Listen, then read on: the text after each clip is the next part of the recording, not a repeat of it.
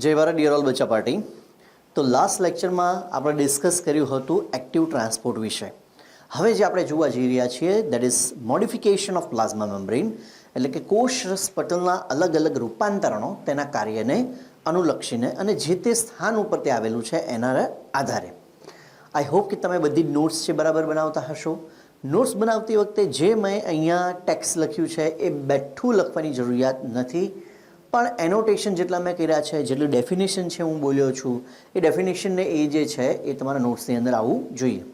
Since આપ સૌ Gujarati મીડિયમના student છો, મેં તમને પહેલાં બી કીધેલું છે કે ઇંગ્લિશના વર્ડ સાથે થોડા આપણે યુઝ ટુ થવાની જરૂરિયાત છે, અને એ થશે તો જ આપણે શું કરી શકશું, વધારે રેફરન્સીસમાં જઈ શકશું. કારણ કે વાસ્તવિક જે ડેટા જો આપણે એનાલિસિસ કરીએ તો ગુજરાતી મીડિયમના સ્ટુડન્ટ જે છે એ આટલા બધા ક્વોલિફાઈડ છે નીટમાં સારી રીતે શું કામ નથી થઈ શકતા, લેંગ્વેજ બેરિયરના કારણે, અને એ ઉપરાંત મટીરિયલના સોર્સિસ, પ્રેક્ટિસના સોર્સિસ છે ઓછા છે. અને એટલા માટે આ એક પ્લેટફોર્મ એવું છે જે જગ્યાએ હું તમને એન્ટાયર બાયોલોજી જે છે એ ઇંગ્લિશમાં તો બોલીને સાથે સાથે ટ્રાન્સલેટ કરીને સમજાવું છું. તો આઈ હોપ કે તમે એન્જોય કરતા હશો આ વસ્તુ, અને સાથે સાથે થોડુંક આપણે યુઝ ટુ પણ આની સાથે થવાનું છે. ચાલો, તો આજે આપણે જોવા જઈ રહ્યા છીએ modification of plasma membrane. Modification of plasma મેમ્બ્રેનની જો આપણે વાત કરીએ તો પ્લાઝમા મેમ્બ્રેન જે છે એનું મોડિફિકેશન જે જોવા મળે એ જનરલી મોડિફિકેશન કયા વિસ્તારમાં જોવા મળે? Free surface. તો કોઈ પણ અધિચ્છદીય પેશી હોય એમાં આપણે જોયું કે કોઈ પણ પેશી જે છે અકોષીય આધાર કલા ઉપર એના કોષો છે એ ગોઠવાયેલા હોય, તો એ નીચેના વિસ્તારમાં શું હશે? અકોષીય આધાર કલા. તો એની મુક્ત સપાટી જે છે એ કઈ થઈ? આ ઉપરનો જે પ્રદેશ જે છે એ એની શું થઈ કહેવાય? એ એની મુક્ત સપાટી થઈ કહેવાય. બરાબર? તો એ મુક્ત સપાટી ઉપર અથવા તો એટ ધ બેઝ, અને અથવા તો જે જગ્યાએ એ બીજા કોઈ કોષના કોન્ટેક્ટમાં આવતું હોય, એટલે near to the adjacent cell, બીજા કોષના સંપર્કમાં હોય, ત્યાં આગળ તે આવા પ્રકારનું શું દર્શાવે છે? મોડિફિકેશન છે દર્શાવે છે. આ બધા જ મોડિફિકેશન બચ્ચા પાર્ટી ખૂબ જ અગત્યના છે. વારાફરતી આપણે બધા મોડિફિકેશન જે છે જોઈએ છીએ. એમાં સૌથી પહેલું જે છે માઇક્રોવિલાય. માઇક્રોવિલાય જે છે એનું આપણે ગુજરાતી છે શું કરીએ છીએ? રસાંકુરો. શું એને આપણે કહીએ છીએ? રસાંકુરો. અને તમે જાણો છો કે રસાંકુરો છે એ કઈ જગ્યાએ આવેલો હોય? જે જગ્યાએ એબ્ઝોર્પ્શન કરવાનું હોય, જે જગ્યાએ શોષણ કરવાનું હોય, ત્યાં રસાંકુરો છે આવેલા હોય. આ રસાંકુરો જ છે. બરાબર છે? જો શું કહે છે અહીંયા? These are electron microscopic finger like evagination, એટલે કોષરસ પટલ જે છે એમાંથી ફિંગર લાઇક ડેવલપ થતું શું છે? તો કે એક પ્રકારનું રૂપાંતરણ છે. બરાબર છે? અને એ ખૂબ જ સૂક્ષ્મ છે. બીજી વસ્તુ, દે ફોર્મ બ્રશ બોર્ડર એપિથેલિયમ. હવે બ્રશ બોર્ડર એપિથેલિયમ એટલે શું? તો કે એવું એપિથેલિયમ કે જેના ઉપરની સરફેસ જે છે એ આપણને કેવી લાગે? બ્રશ જેવી લાગે. બરાબર છે? પણ એ હોય શેના માટે? એ અભિશોષણની સપાટીમાં અથવા શોષણની સપાટીમાં શું કરતો હોય છે? વધારો કરતો હોય છે. બરાબર છે? એવી જગ્યાએ જોવા મળે. Each is about 0.6 to 0.8 micrometer long and 1000 angstrom in diameter. દરેક વિલાય જે છે એ વિલાય 0.6 થી 0.8 માઇક્રોમીટર જેટલી એની શું છે? લેન્થ છે. અને એનો ડાયામીટર જે છે એ લગભગ કેટલો છે? 1000 એંગસ્ટ્રોમ જેટલો. એને પણ તમે નેનોમીટરમાં કન્વર્ટ છે એ કરી શકો.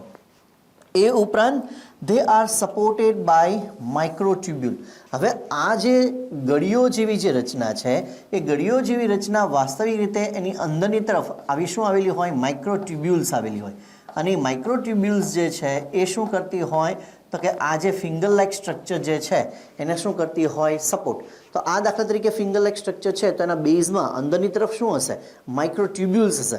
અને એ માઇક્રોટ્યુબ્યુલ્સ જે છે એ શું કરે? તો કે આ ફિંગર લાઇક જે સ્ટ્રક્ચર છે એને જેમ છે તેમને તેમ જાળવી રાખે. અને તો જ તે શું કરી શકશે? તો જ તે શોષણ જે છે એ શોષણમાં શું કરી શકશે? વધારો છે એ કરી શકશે. ત્યાર પછીનો મુદ્દો, દે આર અબાઉટ 3000 માઇક્રોવિલાય પર ઇન્ટેસ્ટિનલ સેલ. એટલે કે આપણા આંતરડાના જે કોષો છે શ્લેષ્મ સ્તરના, એ શ્લેષ્મ સ્તર જે છે એ શું કરે છે? તો કે પાચિત ખોરાકનું એબ્ઝોર્પ્શન કરે છે. અને એ પાચિત ખોરાકના એબ્ઝોર્પ્શન માટે પ્રત્યેક કોષમાં લગભગ કેટલી હોય? 3000 જેટલા રસાંકુરો અથવા માઇક્રોવિલાય આવેલી હોય. અને એનાથી પણ વધારે, there are about 200 million microvilli પર square millimetre of the intestine. એટલે 1 સ્ક્વેર મિલીમીટર છે તમે જુઓ તો એની અંદર લગભગ 200 મિલિયન્સ ઓફ માઇક્રોવિલાય આવેલી હોય. એટલે તમે વિચારો કે એની સંખ્યા જે છે એ કેટલી હશે, કરોડોમાં અબજોમાં એની સંખ્યા હશે.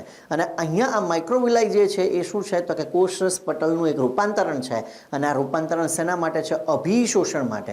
એટલે આ રૂપાંતરણ જ્યાં જોવા મળે ત્યાં આગળ તે શું કરતું હોય? Microvilli increases the surface area for absorption. એટલે કે માઇક્રોવિલાય જે છે એ જે જગ્યા આવેલું હોય ત્યાં તે શું કરે છે તો કે શોષણની સપાટીની અંદર શું કરે છે? વધારો કરે છે. તો આ થયું પહેલા પ્રકારનું રૂપાંતરણ કોનું? પ્લાઝમા મેમ્બ્રેનનું અથવા તો કોષરસ પટલનું. ત્યાર પછી આપણે જો બીજા રૂપાંતરણની વાત કરીએ તો બીજા રૂપાંતરણની વાત જે છે એમાં જો બીજું રૂપાંતરણ કયું છે?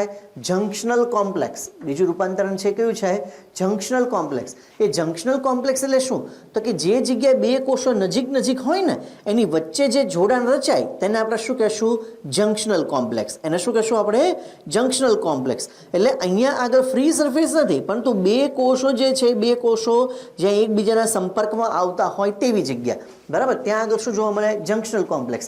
હવે એ નજીક તો આવે છે પણ એની વચ્ચે રૂપાંતરણો કેવા પ્રકારના છે તો એ આપણે જોઈએ. પહેલું, નોર્મલી એડજસન્ટ સેલ એટલે નજીકના કોષો જે છે they have intercellular space is about 150 to 200 angstrom.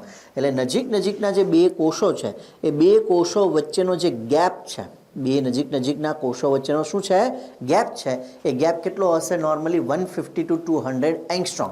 એટલો ગેપ છે એ બે નજીકના કોષો વચ્ચે આવેલો હોય. હવે this space is field with the tissue fluid. એટલે આ બે નજીકના કોષો વચ્ચેનો જે ગેપ છે એ કોના દ્વારા ત્યાં આગળ ફિલ થયેલો છે? કોના દ્વારા? એ જે ભાગ જે છે એ એમાં કયા દ્રવ્યો આવેલા છે તો કે એ જે ભાગ જે છે એની અંદર કયા દ્રવ્યો આવેલા છે તો કે એની અંદર આપણે એવું કહી શકીએ કે ત્યાં આગળ શું આવેલું છે તો કે પેશિકીય દ્રવ્યો, બરાબર છે, અથવા પેશી દ્રવ્યો, પેશી અથવા કોષોએ સ્ત્રાવિત કરેલા દ્રવ્યો જે છે ત્યાં આગળ આવેલા છે, જેને આપણે શું કહીશું? Tissue fluid. આપણા કેસની અંદર મોટે ભાગે શું હોય? લસિકા હોય, બરાબર છે. ચાલો, junctional complex are binding body. Junctional complex છે શું છે? They are binding body between the adjacent cell. Adjacent cell એટલે શું થાય? નજીકના કોષો. તો નજીકના કોષો વચ્ચેનું એ શું છે તો કે બાઇન્ડિંગ બોડી છે, બરાબર, જોડતો ભાગ છે. તો જ કોષો એકબીજા સાથે સંકળાયેલા રહેશે, બરાબર. મલ્ટી સેલ્યુલર ઓર્ગેનિઝમમાં એટલે કે બહુકોષી સજીવોમાં આ જરૂરી બી છે. ઓકે, એમાં જે પહેલો જે જંક્શનલ કોમ્પ્લેક્સ જે છે એ કયું છે? ઇન્ટરડિજિટેશન. ડિજિટ એટલે શું થાય? આંગળીઓ, બરાબર. હવે આ દાખલા તરીકે મારા બે હાથની આંગળીઓ છે અને એ બે આંગળીઓ જે છે આમ એકબીજાની અંદર ફિક્સ બેસી જાય તો તેને શું કહેવામાં આવે? ઇન્ટરડિજિટેશન. તો આવા બે કોષો જે છે નજીકના એના જે આવા જે ડિજિટ લાઇક એટલે કે પ્રવર્ધો જેવા અથવા તો આંગળીઓ જેવા ભાગ છે એકબીજાની અંદર ફિક્સ થઈ જાય ત્યારે તેને શું કહેશું? એ જંક્શનલ કોમ્પ્લેક્સને આપણે કહેશું interdigitation. Finger like processes of cell membrane fitting into each other, they helps in interlocking and increases the surface area. એટલે એક આમ ઇન્ટરલોકિંગ સિસ્ટમ છે, અહીંયા મેં આકૃતિમાં દર્શાવ્યું છે, બરાબર છે. અને એની સાથે શું થાય તો કે સરફેસ એરિયા વધે. શેના માટેનો સરફેસ એરિયા વધે તો કે એક્સચેન્જ ઓફ મટીરિયલ. બે કોષો વચ્ચે જે આપલે થઈ રહી છે એ આપલે કરવા માટે જે છે એ સરફેસ એરિયા છે વધે. માનો કે આ બે કોષો છે, જો સરફેસ એરિયા કેટલો મળ્યો? મારા હાથના આંગળા અને મારા હાથની હથેળી જેટલો. પરંતુ જો આમ આપણે કરી નાખીએ તો સરફેસ એરિયા છે કેવો થઈ જશે? વધી જશે, બિકોઝ ઓફ ઇન્ટરડિજિટેશન. તો આ એક પ્રકાર થયો ઇન્ટરડિજિટેશન. બીજો જે પ્રકાર છે તેને આપણે શું કહેશું? Tight junction. આ ઉપર જે છે એ કયું? આ જે છે એ કયું ઉદાહરણ છે? આ જે છે એ ઇન્ટરડિજિટેશન છે. ઇન્ટરડિજિટેશન શું છે તે? ઇન્ટરડિજિટેશન, બરાબર છે. અને આ નીચેની જે આપણે આકૃતિ બનાવી છે એ નીચેની આકૃતિ છે શું છે? Tight junction. નીચેની આકૃતિ છે કઈ છે? Tight junction. હવે એને ટાઇટ જંક્શન છે શું કામ કહેવામાં આવે? બરાબર, અહીંયા પણ શું છે? બે એડજસન્ટ સેલ વચ્ચે ગેપ તો છે અને એ લગભગ કેટલો છે? 150 to 200 એંગસ્ટ્રોમ, બરાબર છે. ચાલો, તો tight junction it is also known as zonula occludens, the protein layer of adjacent cell. આપણે જાણીએ છીએ કે કોષ જે છે એ કોષના પટલ જે છે એ પટલની બહારના અને અંદરની તરફ શું આવેલું હોય છે તો કે પ્રોટીનનું આવરણ આવેલું છે, બરાબર, જેને આપણે શું કહીએ છીએ પરિઘીય પ્રોટીન, બરાબર. તો અહીં તમે એવું સમજો કે બંને વિસ્તાર જે છે એ બંને વિસ્તાર એટલે કે બંને કોષો જે છે એ બંને કોષો મળી અને શું કરે છે, પોતાના સરફેસ પ્રોટીન જે છે એ સરફેસ પ્રોટીન એકબીજા સાથે એવા સંપર્કમાં આવે છે કે જેથી કરી એ બંને વચ્ચે બહુ ઝાઝો છે એ ગેપ નથી રહેતો, બરાબર. અને આપણે એવું કહી શકીએ કે બંને કોષો આમ ટાઈટલી એકબીજા સાથે શું થઈ જાય છે, એટેચ થઈ જાય છે, બરાબર છે. ઓકે, દાખલા તરીકે જેમ આપણે ઝીપ બંધ કરીએ તો ઝીપના બે ભાગ ભેગા થઈ જાય એવી આખી પ્રોસેસ છે એ થયા. તો adjacent cell fuse to form cell adhesion, એટલે કોષ જે છે એ શું અહીંયા દર્શાવે છે, એડહેશન એટલે શું થવું, જોડાવું, બરાબર છે. સો નો ઇન્ટરસેલ્યુલર સ્પેસ ઇઝ લેફ્ટ. તો આવા કેસની અંદર જ્યારે બંને કોષોના સરફેસ પ્રોટીન જે છે એ એકબીજા સાથે જોડાઈ જાય એટલે એકબીજા સાથે ટાઈટ, બરાબર, સખત રીતે જોડાઈ જાય એટલે બે કોષની વચ્ચે અહીંયા તમને બહુ ઝાઝી સ્પેસ છે દેખાશે નહીં, એટલે ફ્રી સરફેસ રહેતી નથી. દે એક્ટ એઝ અ બેરિયર. આ આખી રચના જે છે એક બેરિયર તરીકે વર્તે છે for the movement of ion and are found in epithelial tissue. એટલે આયનો જે છે એ આયનો માટે આ આખો વિસ્તાર છે બેરિયર તરીકે વર્તે અને આવા પ્રકારના મોડિફિકેશન એટલે કે ટાઈટ જંક્શન મોડિફિકેશન જે છે એ શેની અંદર જોવા મળશે, એ જોવા મળશે એપિથેલિયલ ટિશ્યુમાં એટલે કે અધિચ્છદીય પેશીમાં, બરાબર. ઉપર ઇન્ટરડિજિટેશન છે આપણે જોયું, ઇન્ટરડિજિટેશન એવી જગ્યાએ જોવા મળશે કે જે જગ્યાએ બે કોષો જે છે એને સતત શું કરવાની છે, દ્રવ્યોની આપલે કરવાની છે. તો જંક્શનલ કોમ્પ્લેક્સમાં આપણે બે ઉદાહરણ જોયા, એક ઇન્ટરડિજિટેશન અને બીજું આપણે કયું જોયું, ટાઈટ જંક્શન. ચાલો ત્યાર પછી જે છે એ ત્રીજું જે પ્રકાર છે દેટ ઇઝ ડેસ્મોઝોમ. ત્રીજો જે પ્રકાર છે કયો છે, desmosome. It is also known as macula adherens. Adherens એટલે શું થાય, જોડાવું. એડહેસિવ એટલે શું થાય, જોડાણ કરતું દ્રવ્ય, બરાબર છે.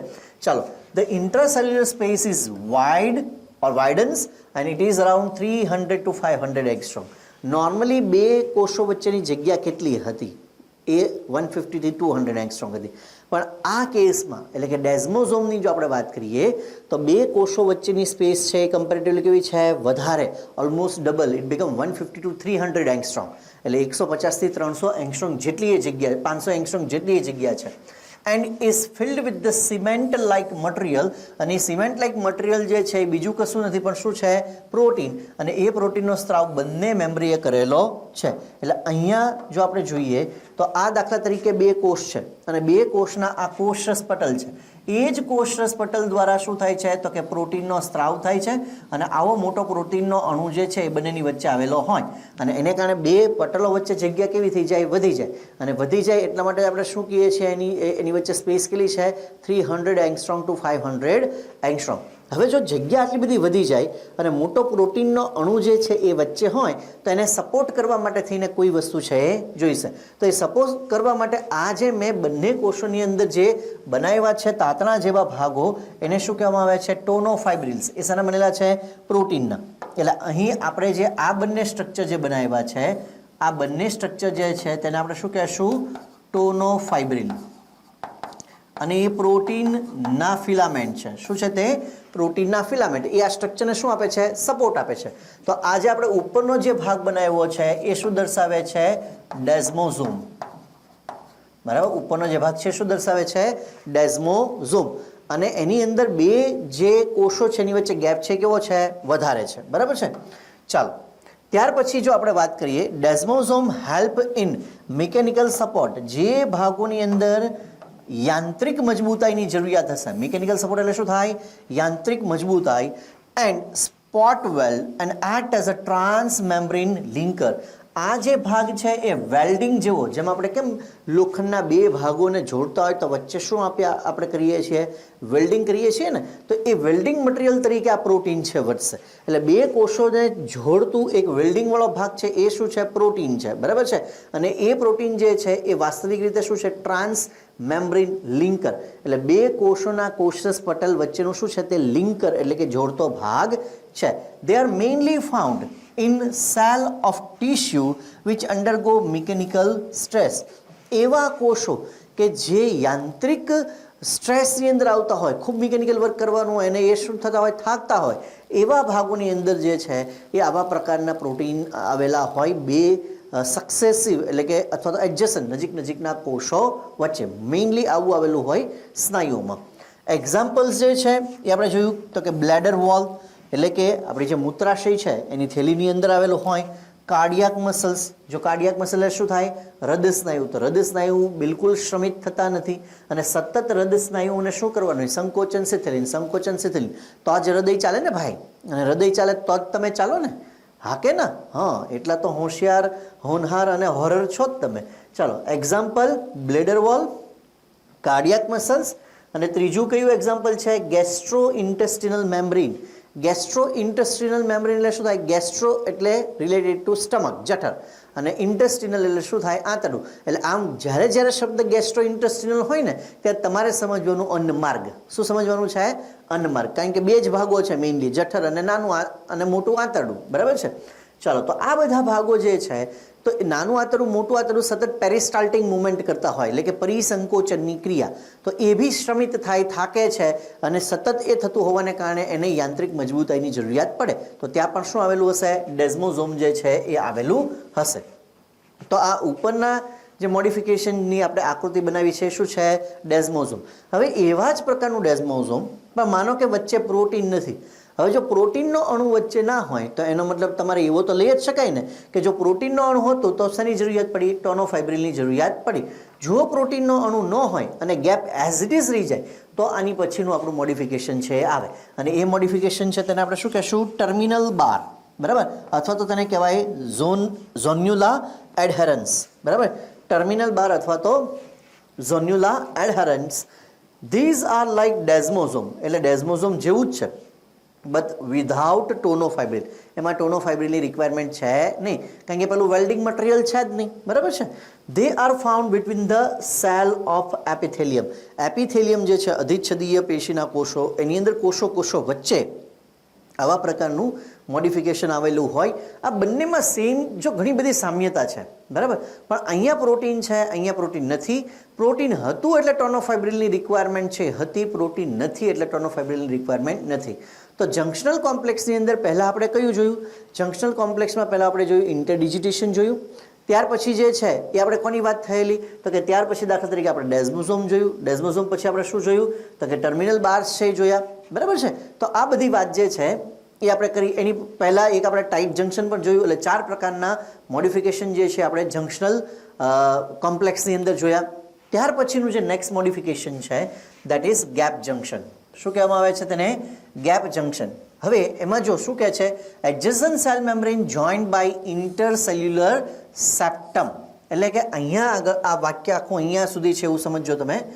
એડજસન્ટ cell membrane joined by intercellular septum which has gap of 20 angstrom, right? This helps in exchange of material. એટલે આ જે ભાગ છે એ દ્રવ્યોની આપલે માટે છે. હવે અહીંયા દાખલા તરીકે આ એક કોષ છે, આ બીજો કોષ છે. આ એક કોષ અને બીજા કોષ વચ્ચે જો અહીંયા આગળ આ ગેપ છે તો ગેપ તો છે જ, પરંતુ એ ગેપને જોડતું એટલે અહીંયા સાઇટોપ્લાઝમ આવેલું છે, અહીંયા પણ શું આવેલું છે, સાઇટોપ્લાઝમ.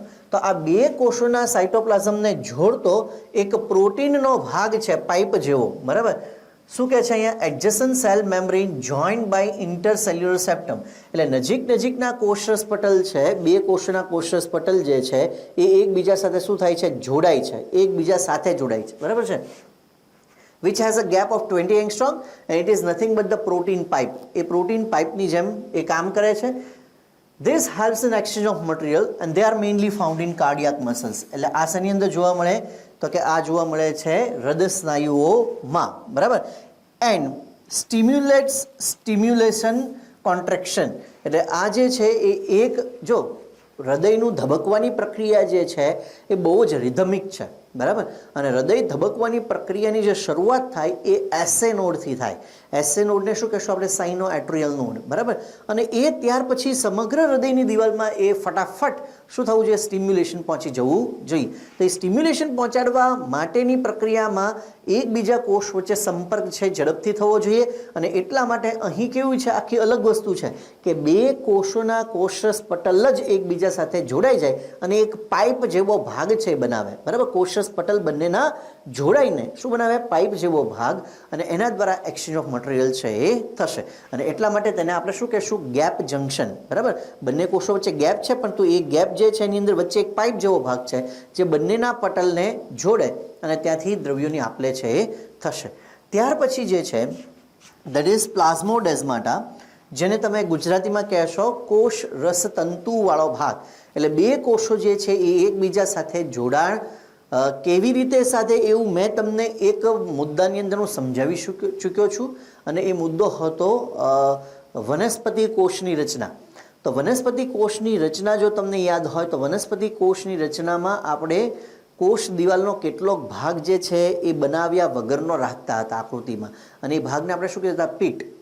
અને એ પીટવાળો જે ભાગ હતો એમાંથી એક કોષની SER એટલે કે સ્મૂધ એન્ડોપ્લાઝમિક રેટિક્યુલમ એ બીજા કોષમાં પ્રવેશતી હતી બરાબર તો એવી રીતે અહીંયા દાખલા તરીકે આ એક અને બંને કોષો છે અને એ એક કોષોની આ SER જે છે એટલે બંને કોષોની SER એટલે કે સ્મૂધ એન્ડોપ્લાઝમિક રેટિક્યુલમ એ આ ભાગની અંદરથી શું થાય છે આરપાર નલિકા સ્વરૂપે પસાર થાય છે અને એ વિસ્તારને શું કહેવાય કોષ રસીય તંતુ બરાબર એટલે આ જે ભાગ છે એ ભાગને જો આપણે અહીંયા નામ લખવું હોય તો લખી શકાય આ જે ભાગ છે એ ભાગને આપણે શું કહેશું આ ભાગ જે છે એ નથિંગ બટ ધ કોષ રસીય તંતુ શું એને આપણે કહેશું કોષ રસીય તંતુ તો એના દ્વારા બે કોષો વચ્ચેની શું થાય તો કે દ્રવ્યોની આપલે છે એ થઈ શકે તો અહીંયા આગળ પણ આપણે બે શું જોયા મોડિફિકેશન આ જે મોડિફિકેશન છે એ કયું છે પ્લાઝ્મોડેઝમાટા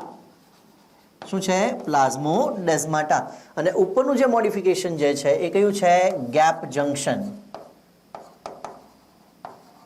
કયું મોડિફિકેશન છે ગેપ જંક્શન બરાબર છે ચાલો તો આ બે મોડિફિકેશન આપણે જોયા હવે પ્લાઝ્મોડેઝમાટાની થોડીક ડિટેલ છે એ આપણે લઈએ શું કહે છે પ્લાઝ્મોડેઝમાટામાં સાઇટોપ્લાઝમિક strand which run through the primary cell wall of the adjacent cell and helps in exchange of material અહીંયા એ વસ્તુ પણ ખાસ યાદ રાખવાની છે કે પ્લાઝ્મોડેઝમાટા જે છે એ કોની આરપાર છે એ ગોઠવાઈ શકે તો કે પ્રાઇમરી સેલ વોલ જો સેકન્ડરી અને ટર્શરી સેલ વોલ જે છે એ બને છે એ આ ભાગમાં બનતી નથી એટલી વસ્તુ છે એ યાદ રાખવાની છે આપણે એ જ્યારે સેલ વોલ હું તમને ભણાવીશ ત્યારે એની અંદર પાછું ડિટેલની અંદર એ આવશે એટલે જે જગ્યાએ પ્લાઝ્મોડેઝમાટા હોય ત્યાં કઈ કોષ દિવાલ બનતી નથી સેકન્ડરી ટર્શરી આ કોઈ સેલ વોલ છે એ ડેવલપ થતી નથી કોષ દિવાલ બનતી નથી અને એટલા માટે આપણે એવું કહી શકીએ કે કોષ રસીય તંતુ એટલે કે પ્લાઝ્મોડેઝમાટા એ શેમાંથી પસાર થઈ શકે છે તો કે એ પસાર થઈ શકે છે માત્ર પ્રાથમિક કોષ દિવાલમાંથી